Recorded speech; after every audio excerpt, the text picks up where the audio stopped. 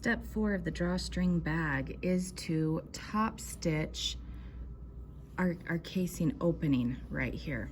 Okay, now a top stitch is just a stitch that it kind of holds down your seam allowance and makes a pretty edge on your pretty side of your fabric. So what we want to do is we want to turn our bag. If you've pressed this evenly, okay, the way that we should have on step 3, everything's going to work out great. We want to be stitching though on the pretty side of our bag. So we want to make sure that we're stitching through our seam allowance as well as the pretty side of the bag. All we're really doing here is we are going to line up on the outside edge of our presser foot, just right there.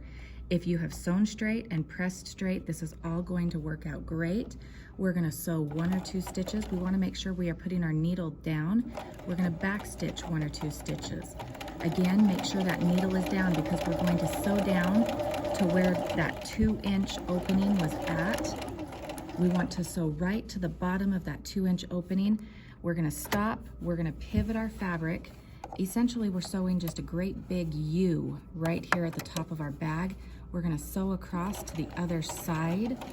This is going to help kind of support the top of that seam right there that we finished, and then we're going to pivot one more time. And now we're going to sew back up to the top of our bag. Once again, we want to make sure that we're pivoting so that we are following that 1/4-inch seam allowance, which is the outside edge of your presser foot. When I get back up to my top, I'm going to back stitch just 1 or 2 stitches and trim my threads, and I am good. That is step 4.